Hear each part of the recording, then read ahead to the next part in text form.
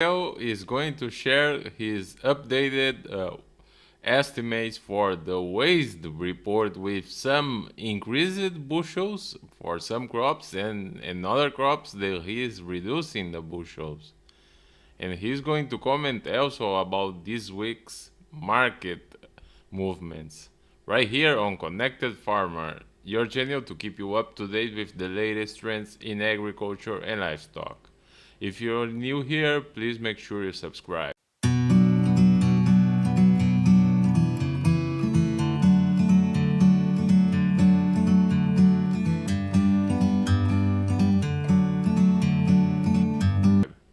So Jerry, before we jump into your updated estimates, how have you seen the market this week?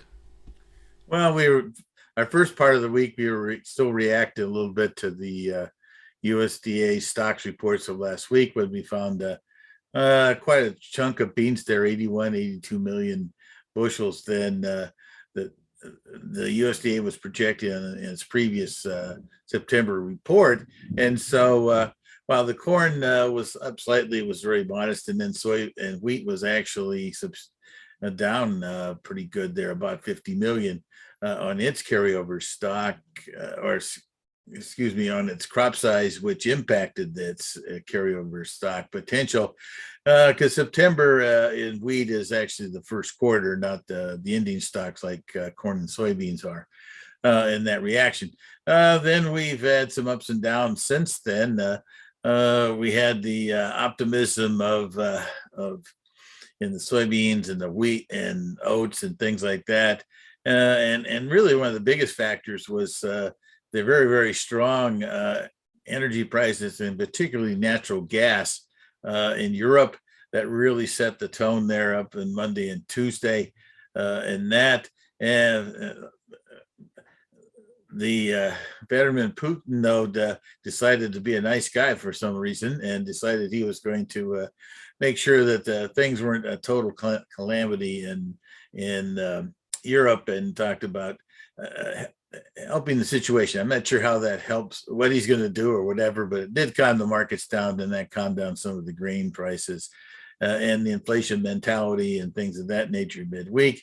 And then we've had our ups and downs about weather in the U.S. The Eastern Corn Belt at this point really hasn't had a very full week of harvesting because of rain here, while the West has been pretty good. So we've kind of stumbled into the weekend here with corn a little off of its highs of the week, but soybeans still kind of trekking near its lows of the week from there, because of the ideas here going into next Tuesday's update here from the USDA on world production. Well, world production, but primarily the U.S. corn and soybeans crops really are the next key features here for the markets.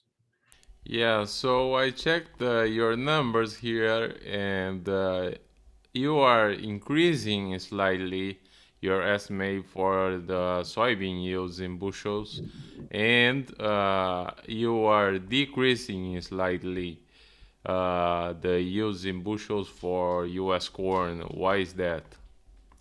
Well, the one we'll start with corn on this one, because of the fact that the Eastern Corn Belt here has had a significant increase in reports of stock issues and disease issues, and that actually since really after the U.S. August crop tours from Pro Farmer and others about the impact east of the Mississippi here. And it's not something that's totally unusual here, considering the weather we had. We did have some significant rains in for late June, early July, and a couple other ones during the summertime here. Some significant rains. You know, in one case we had 10 to 15 inches, Central Illinois, and other places we had some 5 to 7 inch rains, and that really put a lot of humidity into the air, and I think that created some disease issues. And we still had lots of humid days and high dew points and stuff like that. And so ultimately that developed some stock and issues, and it I think reduced the late fill, and also damaged the harvestability of things. The Eastern Corn Belt last week had a very, very aggressive week. Had some very, like Illinois is at 40%. So I felt like that the USDA's rapid number, or high levels of projections that were significantly over their highest numbers that they've previously had in those states, felt like that should be reduced. From there, countering that, the Western Corn Belt, they were reduced to some extent in the Dakotas and things like that. Iowa's yields, I've heard some good yields out that way, so that counterbalanced that a little bit. And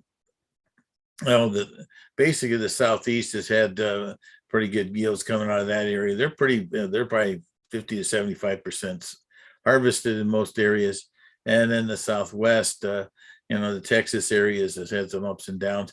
Kansas, I think, is also a state that probably had some reduction in its yield. So overall, I kind of felt that this month's yields on corn could go down about a bushel and a few tenths on corn because of that sequence of events. Because really, 214 bushel yield on corn in Illinois, that's 4 bushels over its previous estimate. I just took it down to 208. I've actually seen some other people take it even lower. I guess the USDA is the arbitrator here. But I think the one thing we got to remember is that the USDA has a combination of both their own survey of people that go out in the fields and have their observation plots, and that called enumerators. And they don't tend to end up taking those yields until just before the harvest is done by the producer. So if you're in an area that you heard some good yields, but it hasn't been enumerated or it hasn't been a survey done on it because the person where the sample site isn't been harvested. And that's happened to us last year. There's a lot of talk about what yields are doing and not doing, and they didn't really impact October. And they came in November. So I think that's it. Switching over to the beans here quickly. The yields west of the Mississippi on beans, because of the fact that we had significant dryness out that way. Soybeans are one of these magical crops that always seems to have a ability to kind of do a little bit better than people think it will do in dry conditions. They can hang around and wait for that rain to do a little bit better from there. So I'm just eking up my total, though, half a bushel from up to 51.1. Surprisingly, that turns out to be the Reuters average guess too. I guess we're all going to be in the same boat here when those numbers come out on Tuesday midday. And I see that you have about the same the estimate of the USDA for demand for corn and soybeans. But for Yeah. wheat, you put a real difference on the export demand. Right. Well, the corn and soybeans demand this time of year, they're really kind of looking at the general basic numbers in that. I know there's people want to look at wow, we haven't sold as many beans to the Chinese and we're behind versus last year. It's very, very early in the season, and I don't know that the USDA always does knee-jerk kind of reactions about some of the, and also you got to remember this first month of September here on shipments and the impact on the U.S. Gulf was definitely messed up. So I think a lot of people says, let's wait to see what's going on there and get that figured out before we might do something, and that on the demand side of things. And so I kind of feel like that the corn and soybean demand numbers for 2021-22 aren't going to vary a lot from the USDA this month. The big thing is, though, that the carryover stocks in both, well, beans particularly, had that 81 million increase in the stocks number that we had last week, and you put that together with the slightly increased supply, that does push that carryover stock over 300 million. I'm a 307 myself. That's sizably bigger than what we thought. But if you go back in time, in the last 3 or 4 years, we've had numbers that have been higher than that. So, and then at the same time, I kind of feel like that USDA might want to hang back and see what kind of of Chinese response we have if we do have some type of a gathering between the Chinese and the Americans here at some type of summit. That's been thrown around before the end of the year. That would definitely make things interesting. On in the past, the Chinese have always stepped up ahead of these type of meetings, and so maybe there could be some buying there on both corn and soybeans. The corn side of things, they've been at some big hefty numbers, and we're actually higher than we were on sales than we were a year ago at this time on corn. But the big difference in my number being a little bit lower in carryover stock is the crop size for this coming year being down a bushel or a bushel and 3/10. Are you taking into consideration less crushing in China and perhaps more crushing in the US and Argentina? Yes, the African swine fever and its impact on the soybean demand, and also the one thing that's probably in the background here, and I think you've kind of suggested, is that we've had some rolling blackouts in China. That's they forced some of these soybean processing plants in both the central and northeast part of the country to take a holiday from there. Maybe they decided that since we have a national holiday going on, I think it's Golden Week, I think, if I remember, in China, that maybe everyone needed to take a week off and not produce anything. It's a combination of things there, of maybe a little bit of weakness in numbers of hogs out there in China. At the same time, they've surprisingly, all of a sudden, the Chinese administration has decided to be a little more environmentally friendly and worry about emissions and things like that. And so their coal production of their electricity is a factor. It hasn't really been up to this point, but to some extent, that's something to keep an eye on. There's no doubt about it. From there, I think that there's been even some Chinese talk that they're going to reduce their imports of beans down to 98. And then there was an interesting statement coming out of China from some, I guess it's actually from the attaché, that kind of jacked up the old crop corn imports. It's from 26 up to 30. And then he reduced his new crop ones from 26 down to 20. I am not sure exactly if the USDA is going to make those kind of adjustments from what's going on, but it's out there. And so that's one of those other things that happen in the markets that give people a pause every once in a while. But I'd have to say that, well, definitely this next 2 or 3 months and how the Chinese and the US get together here as the ending of phase 1 comes about is going to be quite important and psychologically important to the markets. There's no doubt about that.